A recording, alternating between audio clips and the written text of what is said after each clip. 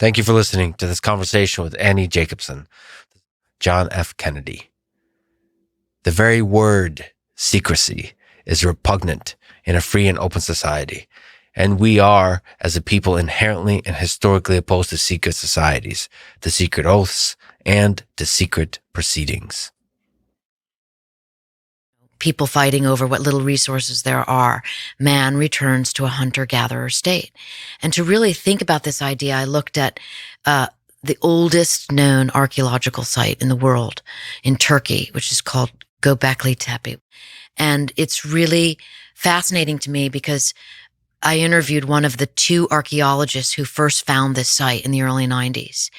And the lead archaeologist was a guy named Klaus Schmidt, and Michael Morsch was the young graduate student who was with him. And Morsch's description of like coming upon this like rumored to be site. There was something called a wishing tree on the site, which I just found so human and perfect, that it was this magical place and it was locatable because there was a wishing tree on a hill, and it's where people went to wish and to hope that their wishes came true. I mean, how human is that, right? And that is where beneath the wishing tree, kind of like in the shadow of the wishing tree, there was a tep, which is a hill. And beneath that, there is the oldest known civilization in the world. 12,000 years ago, a group of hunter-gatherers built this site. Why, we don't know. But I imagined when, through Morsch's descriptions of coming upon, like, he tripped on a rock, he told me, right? He tripped over a stone that turned out to be the top part of a 12,000-year-old sculpted man, giant pillar, right? And he talked about coming upon that. And then no one knows really what Göbekli Tepe was for. And that makes my mind try and answer the question you asked me internally, right? Just as like a human who's here on Earth for the amount of time I'm here. Like, if there were a nuclear war, what would it be like? What would it be like when someone in the future, would we become archaeologists one day? Would civilization rebuild? Would we develop computers? Who knows? It's interesting to think about. I hope we never have to. What would we remember about this time? Right. It is terrifying to think that most of it will be forgotten. Everything we kind of assume will not be forgotten. We think maybe some of the technological developments will be forgotten, but we assume like some of history won't be forgotten. But realistically, especially us descending into primitive survival, probably everything since the industrial age will be forgotten. Like everything. Maybe some religious ideas will persist. Some stories and myths will persist.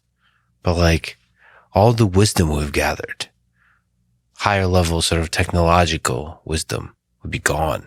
Like, that's terrifying to think about. And like, maybe even, as you touch on, the very fact of nuclear war might be forgotten. Like the lessons of nuclear war might be forgotten. That there are these weapons, sort of the obvious elephant in the room would be one of the things that's completely forgotten or becomes so vague in the recollection of humans that our understanding will change. It's almost as if a god descended on Earth and destroyed everything. Maybe that's how it will persist. Sort of like mythological interpretation of what nuclear weapons are. That's terrifying because then it could repeat again. Mm-hmm. But I think for me, the idea of what is buried becomes very interesting and very human and in a strange way optimistic and positive, because if you can visualize that wishing tree, and I have a picture of it in the book from one of the archaeologists who work on that, right?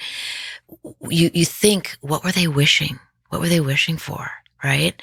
And then you think of your own self. What do I wish for in this world? Right? Because, I do think all things come from what happens, metaphorically around the dinner table, right? Like what people put their eyes on becomes interesting and expands what people talk about.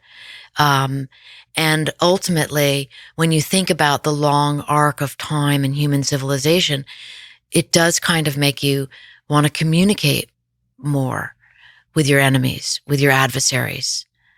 And, I think about the quote, what Einstein is said to have said, which is that he was asked what weapons World War III would be fought with.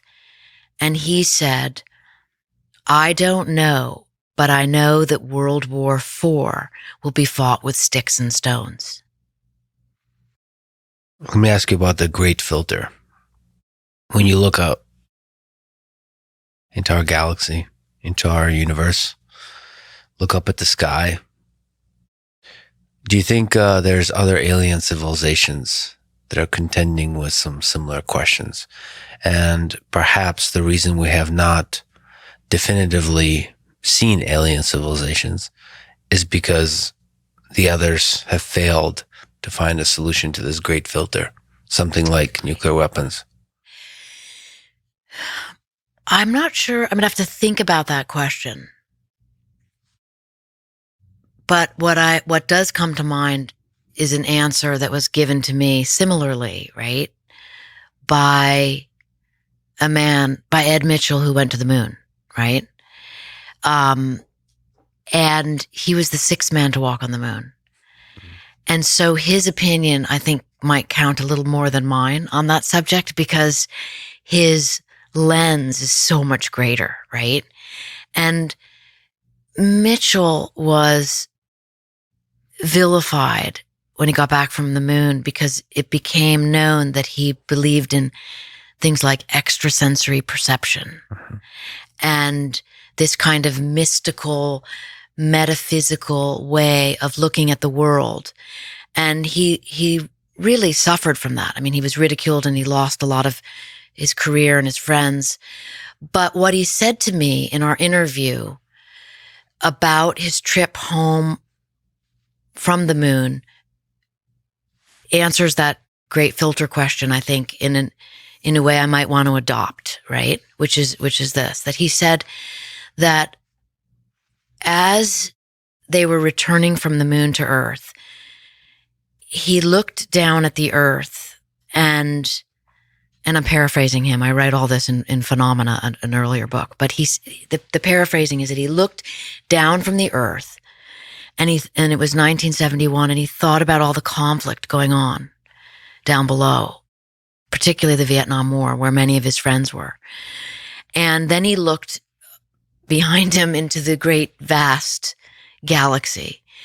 And he had a moment, he says, that was like an epiphany, like not a near-death experience, but a sort of near-life experience, right? Where he believed that the human consciousness, which is where so much of this thoughtfulness about metaphysics and ESP perhaps come from. Mitchell's theory was that human consciousness, the way to understand it had something to do with realizing that man's inner life and man's outer life are deeply connected in the same way that man is connected to the galaxy. And he said it much more eloquently, but you kind of get the idea that, and I think it's why humans have always loved to look up, right? That there's more there. And it's a bit like it's like the big version of the wishing tree, you know? What do I wish for myself? And what is maybe perhaps the realignment of thinking for those of us in search of happiness, right? And rather, instead of war, is, what does it mean to have a conscience, to have consciousness? What does it mean to be a thinking person? What does it mean to be on this earth, to be born, to live, to die? And then there is legacy. And so all of those ideas are, I think, foster the kind of conversation that de-escalates conflict. Yeah, so in some deep way, so the mysteries of what's out there when we look out to the stars are the same mysteries that we find when trying to understand the human mind. And they're coupled in some way. For me, thinking about alien civilizations out there is really the same kind of question, which is what are we? What is this? What are we doing here? How do we come here? Why does it seem to be so magical and beautiful and powerful? Where's it going? Because it feels like we're really, perhaps for the first time in history, are in a moment where we can destroy ourselves. And so naturally you ask, well, where's others like us? Mm. Is it perhaps, are we inevitably going to a place where we'll destroy ourselves? Is it basically inevitable that we destroy ourselves? We become too powerful and not insufficiently wise to know what to do with that power. But like you said, probably the answers to that are in here. We don't need to look out there. I'd love to ask you about the extrasensory perception. You've written, like you said, the book Phenomena on the secret history of the U.S. government's investigations into extrasensory perception and psychokinesis. What are some of the more interesting extrasensory abilities that were explored by the government? And maybe just in general, ESP, what is it? What do you know of it? The book was so interesting to report because I spend so much time dealing with like mechanized systems, machines, war machines. Mm-hmm. And yet the military and intelligence were and continue to be incredibly interested in the human mind, in consciousness. And so, you know, if one is called hard science, this, what we're talking about now is called squishy science, right? Mm-hmm. And it was really interesting to delve into that world. It just couldn't be farther from weapons and war, or could it, right? And then I really began thinking, well, before science and technology, sort of the supernatural ruled the world. You know, the Oracle of Delphi in Greece exists for the, you know, before the Common Era rulers to go and beg to learn from the powers that be what was going to happen, right? So all ESP programs, I think, pull from that origin story, right? The leader's desire to know. And so I really found it amazing that many people think these systems, or rather these programs, started in the 70s. I learned they actually began right after World War II. And that was because, and here, you know, in my reporting, I find all things sort of always circle back to the Third Reich, to the Nazis. The Nazis had a massive occult program, an ESP program, psychokinesis program, astrology. Both Hitler and Himmler were deeply interested in these occult concepts. And after I learned from records at the National Archives that after the war, you know, half of everything went to the Soviet Union, and I'm talking about the trove of Nazi documents from which the superpowers were then going to learn to fight future wars, and half of them went to the United States. And so we got this trove of documents about all of this, and the Soviets got the other. And so it set off a kind of psychic arms race, which in a weird way paralleled the nuclear arms race, which we've been talking about, in as much that it led one side to constantly wonder what the other side had. Mm-hmm. Have they been able to find anything interesting in this squishy science analysis of trying to see how the human mind could be used as a weapon? The CIA most definitely believed, from my reading of the documents, that there was something very legit, shall we say, about ESP. It was uncontrollable, it was unreliable, but nonetheless it existed. And being the intelligence agency that they are, they cared less about why it worked. They just wanted to know how they could use it. And then it got into all kinds of elements of placebo effect and this, you know, and, you know, when the military stepped in and got involved in the programs, that was a complete disaster, in my opinion, because the military needs to control everything in a mechanized, systematic way. And so they started, for example, teaching people to be psychic, which is a really, really, really bad idea. I mean, and, flash forward to where we are today, these programs still exist. There's a Navy program, which is working on, based on a lot of data that came back from the war on terror, with certain soldiers knowing, wait, don't walk down that path. There is an IED there. Mm-hmm. And they call this the Spidey sense. And they actually have a program that works from this. So these things never go away. They kind of circle around in terms of, being made fun of and then taken seriously, and a little of this and of that. My biggest takeaway from writing that book was a quote that I referenced in the beginning, which is the Thomas theorem. And it says, if men define situations as real, they are real in their consequences. Yeah. I mean, placebo, as you've mentioned, is a fascinating concept. By the way, a short plug. I started listening to it. Andrew Huberman just released a podcast on placebo, the placebo effect. Does he know the origin story of placebo? We'll have to ask him. Are you ready for this? Yes. CIA. Okay. And not only that, I can tell you that Dr. Henry Beecher, mm-hmm. Harvard, I think he was also at MIT for a bit. He came up with that term, and you might even say for the CIA.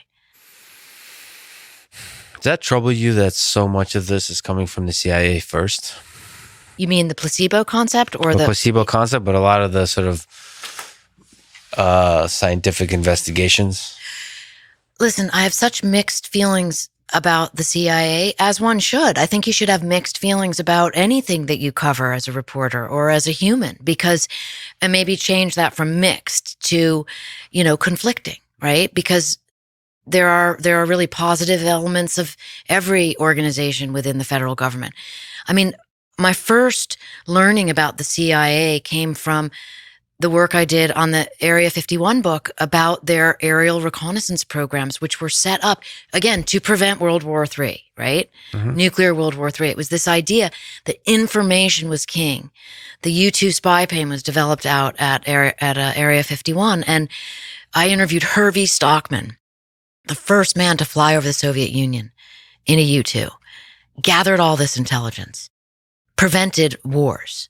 Later, I wrote a book about the CIA's paramilitary, mm-hmm. Surprise, Kill, Vanish. So just when I was thinking, wow, the CIA is doing all this amazing, non-kinetic activity with aerial reconnaissance, then you learn about their kill programs, and that's a whole different set of issues. It turns out, as you write in that book, that the CIA assassinates people sometimes, and we'll talk about it.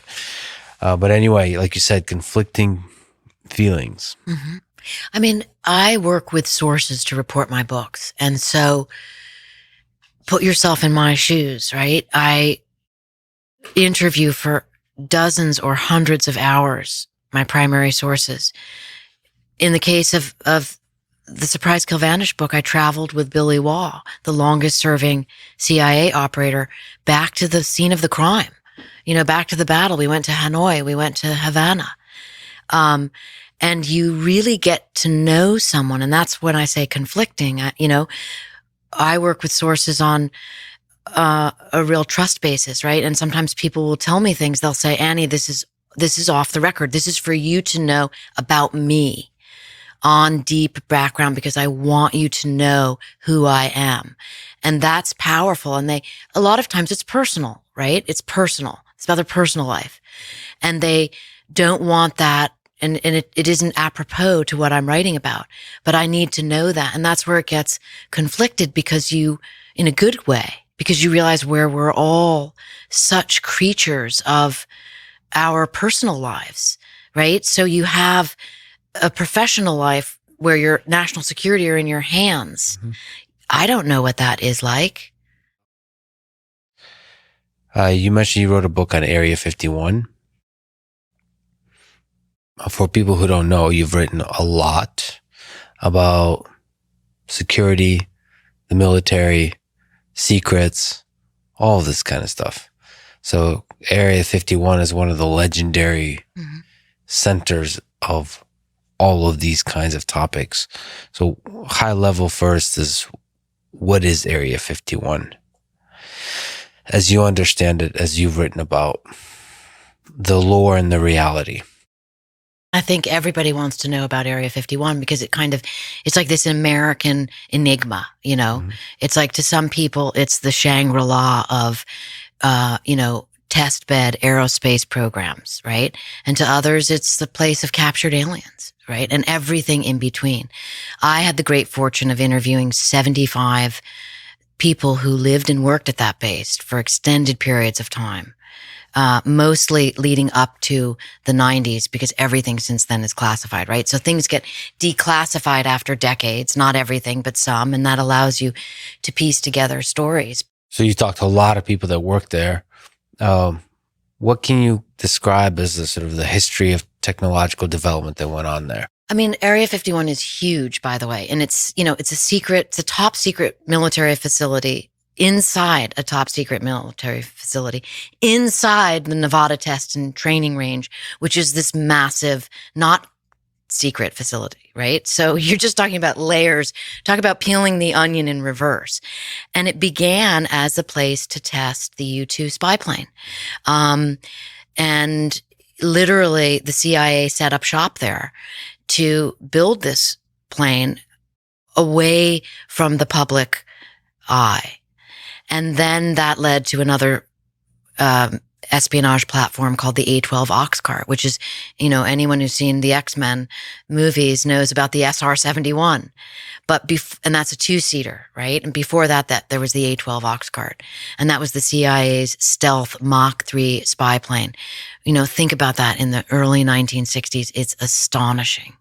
And I interviewed the pilots who flew it. What did they say about it? What my like? God. I mean, look, I describe in detail in Area 51, but also the amazing thing, Lex, about that was that, and I just look back on that with such fondness. This is like in 2009 when I was reporting that. And many of the guys who were in their 80s and 90s were World War II heroes, like serious World War II heroes, like Colonel Slater, who was the commander of Area 51. He flew the U-2 on the missions called the Black Cat missions over China in the early 1960s to see about their Lop-Nor nuclear facility, right? So all of these things tie in when you're reporting on military and intelligence programs. But that these guys had been World War II heroes and then were given this cushy job out at Area 51, and it just came with all these perks. Colonel Slater told me this one perk I just love so much. They all had a hankering for lobster one day, right? And here they are in the middle of the desert in Nevada. And they have these really fast planes, and they literally called, like they arranged, they didn't take the Oxcart out for that one, but they got some lobsters from Massachusetts, like delivered to them in like record time. They didn't even need to put them on ice, And again, those are these details where you're like, thank God, at least for me, thank God I got these details. These guys are all past now. Yeah. So there's a lot of incredible technological work going on there. So the legend, the lore, like you said, aliens. Were there ever aliens in Area 51, as you understand it? So I've interviewed hundreds of people that worked there in the well, not just at Area 51, but in all the different national security and military intelligence and intelligence programs. And I personally have no reason to believe that aliens have ever visited Earth. That's just me personally. Visited Earth, period. I have no information that causes me to conclude that's the case. Now, with that said, many of the primary players in this present day, there are aliens among us narrative, are in my phenomena book. I continue to communicate with a lot of these people. I'm talking about astrophysicists who fundamentally believe that there are aliens among us, right? So we beg to differ on that issue. But for you, in terms of doing research on government agencies that do top secret military work, I mean, they would know, right? So you have interviewed a lot of people that have, at every layer of the onion, you don't have you don't see evidence or a reason to believe that there was ever aliens or UFOs captured from out of this world. That is correct. And even perhaps more important, and perhaps this colors my thinking, but I am uniquely familiar with disinformation programs put forth by the CIA, or the agency as it's called by insiders, right? And I've learned firsthand about these programs, or rather learned from firsthand participants in strategic deception campaigns that the CIA has engaged in, beginning with Area 51. You know, the idea that all these reports of this U-2 spy plane, this giant long-winged aircraft flying 70,000 feet up. People didn't think airplanes could fly that high. And it's, the sun shining off of it. It looked like a UFO, and all the reports coming in. And the CIA opened up a UFO disinformation campaign office headed by a guy named Toto Odorenko, specifically for this reason. Now, does that mean that every UFO sighting in the world has been a U-2? No. But I come from that lane of thinking.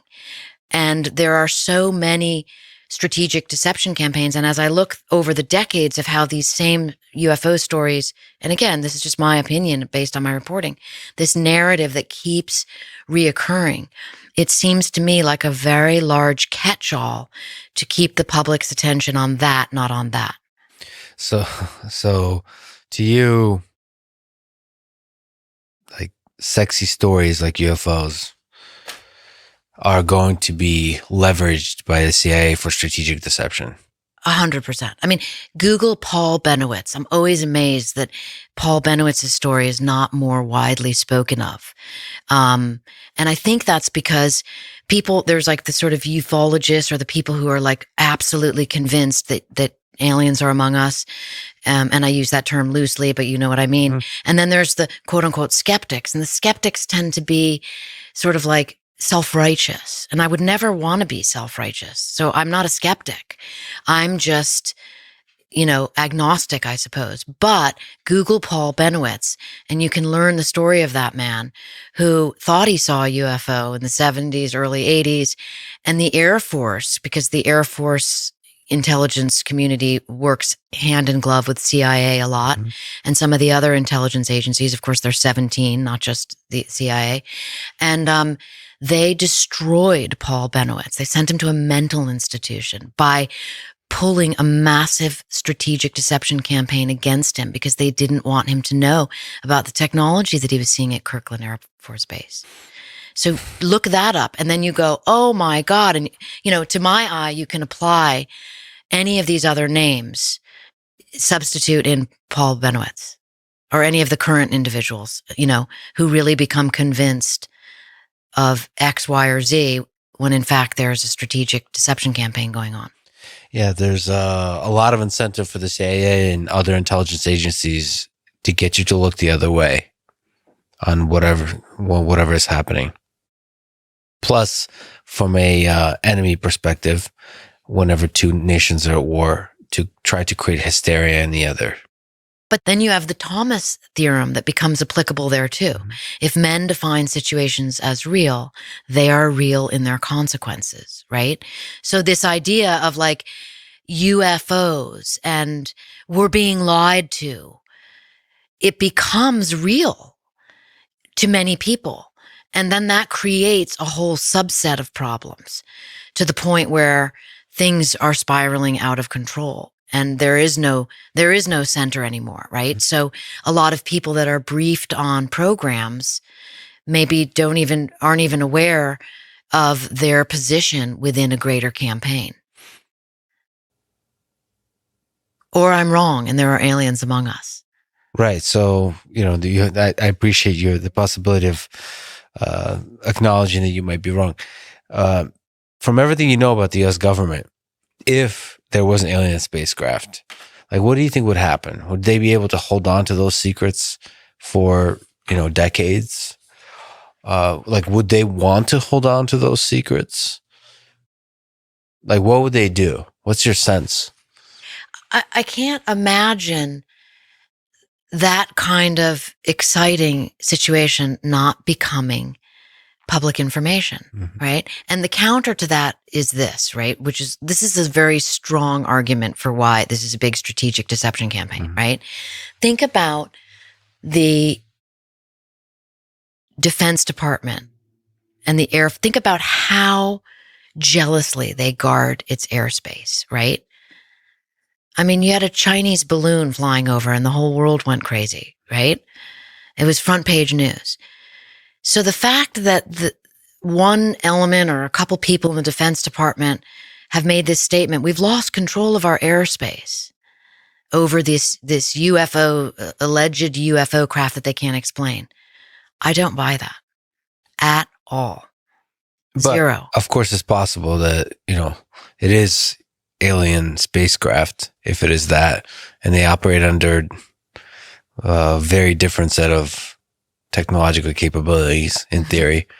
In my interviews with Jacques Vallée, who is the kind of grandfather of all ufology, and he's such an interesting person and has such a really unique origin story about how he came into all of this. And he's such a scientist, right? And he is profoundly dedicated to this issue and stands completely on the opposite end of the spectrum from me and knows a lot more and has studied this for decades more. But what he said to me is the most interesting thing, which is that it's not a military problem, it's an intelligence problem.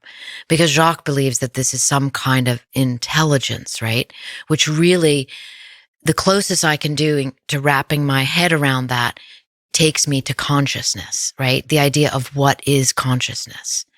And I think that's where it becomes very interesting. I think the government is hiding bodies and crafts is very Paul Benowitz. Read it, Google it, look into it, right? Yeah.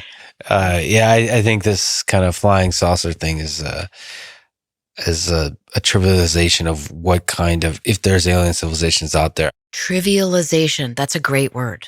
Trivialization. I agree with you. I tend to believe that there's like a very large number of alien civilizations out there. And I believe we would have trouble comprehending what that even looks like were they to visit. I tend to believe they are already here or have visited and we're too dumb to understand what that even means. And they certainly would not appear as flying objects that defy gravity for brief moments of time on a low resolution video. I tend to have humility about all this kind of stuff, but I think radical humility is required to even like open your eyes to what an alien intelligence would actually look like. And to me, it's beyond military applications. It's like the basic human question of like, what is even this thing? Like you mentioned, consciousness that's going on. Like, where does this come from? Why is it so powerful? Is it unique in the universe? I tend to believe not. Of course, I hang out a bunch with other folks like Elon who believe we are alone. But I think that belief, just like you said, has power because it actually manifests itself in reality. So if you believe that we're alone in this universe, that's a great motivator to build rockets and become multiplanetary and save ourselves, especially in the case of nuclear war. Because otherwise, whatever this special sauce, this flame of consciousness will go out if we destroy ourselves on this earth. And for people like Elon, it's too high of a probability that we destroy ourselves on earth, not to try to become multiplanetary. In your book on Area 51, you propose an explanation that I think some people have criticized at the very end, that this might have been a disinformation campaign from, I guess, Stalin, that the Roswell incident was a remotely piloted plane with a, quote, grotesque child-sized aviator. Just looking back at all that now, years later, what's the probability that it's true? What's the probability it's not? So, I've never revealed who that source is. Yes. Did you know that? I know. Want me to tell you? What the source? Yeah. Okay. Who's the source? So before I say anything on that, let me speak to the question that you asked, right? So you asked me, what's the probability that that is still standing as an idea 12, 13, 14 years later, right? So I continued to work with that source for years afterwards. We talked about this. Look, I mean, his whole family knew it was him. And I knew his family because I was an integral part of, I was at his house, met all his kids, grandkids.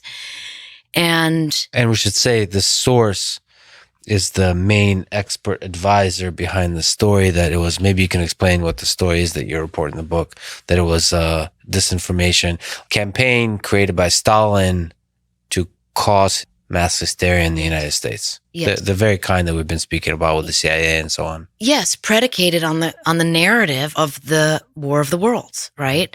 And the War of the Worlds, when it was a radio program in the United States, made people go crazy. Oh my God, we're being invaded by aliens. Well, the government was always interested in this story, and Joseph Stalin was too. We know that from declassified documents, right?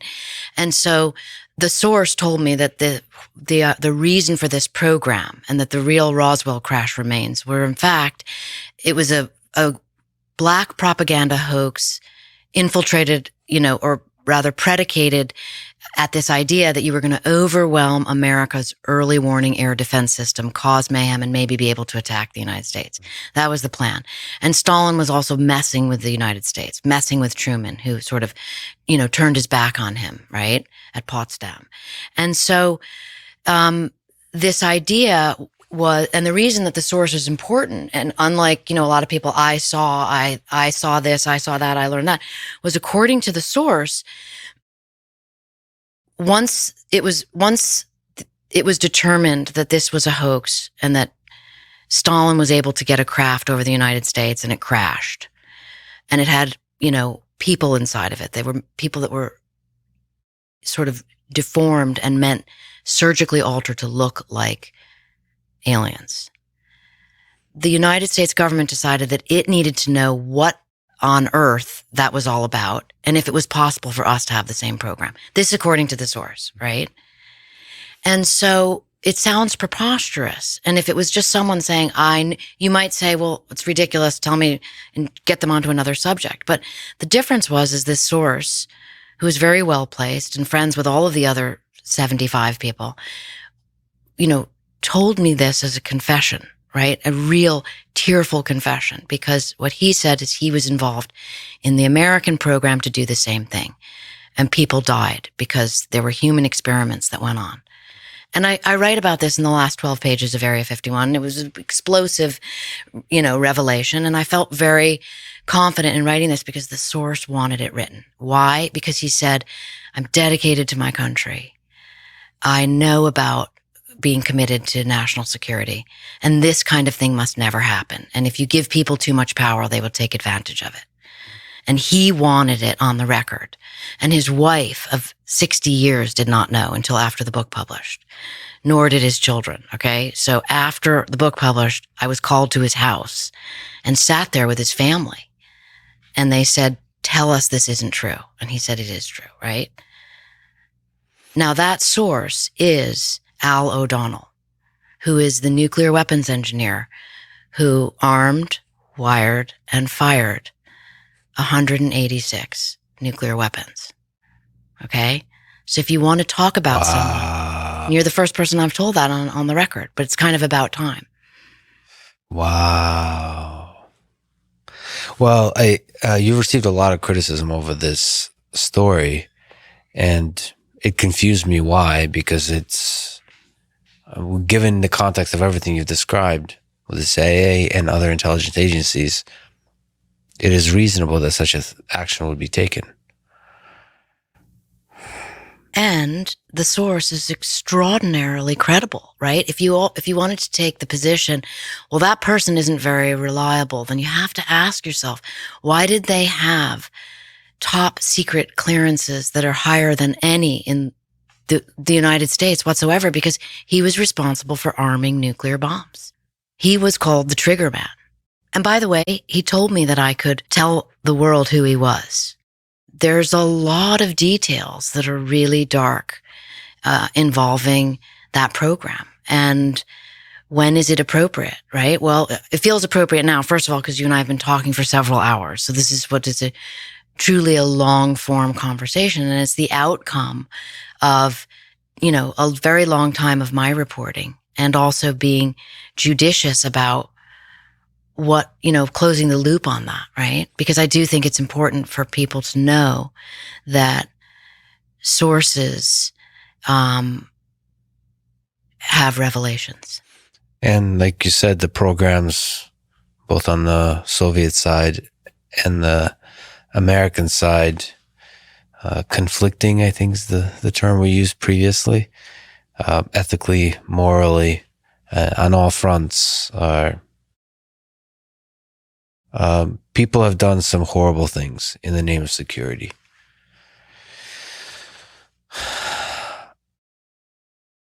And what is more confounding to me, beyond the fact that we dropped 2 atomic bombs on Hiroshima and Nagasaki and the war ended, is that this decision was then made to develop the thermonuclear bomb, a force that is it's the degree of magnitude of that power is mind-boggling. I mean, even projects within the Manhattan Project defined the thermonuclear weapon as the evil thing.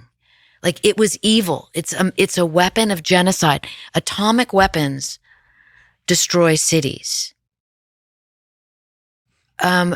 Thermonuclear weapons destroy civilizations. You open the book with a Churchill quote: "The story of the human race is war. Except for brief and precarious interludes, there has never been peace in the world. And before history began, murderous strife was universal and unending." Do you think there will always be war? Do you think that there is some deep human way in which we're tending to this kind of global war eternally? Well, the optimistic answer of that would be that we could evolve beyond that, right? Because certainly if we look at our ancestors, they had not developed their consciousness as far as we have to be able to build the tools that we have. And so the hopeful answer is we will evolve beyond this kind of brute force, kill the other guy attitude. Certainly, these are questions that will become more obvious over time. I just want to play my little part in this world that I live in as the storyteller who brings information to people so that they can have these kind of questions with themselves, with their friends, with their families. And I think in asking that very question, what you're really saying is, why don't we evolve beyond warfighting? It is very possible. And your book is such a stark and powerful reminder that human civilization as we know it ends in this century. It's a good motivator to get our shit together. But aren't you really saying human civilization could end, not it ends? Could end. Could end. But the power of our weapons is growing rapidly. So, as they say, it's time to come back from the brink, right? And it's time to have that discussion while we're still talking.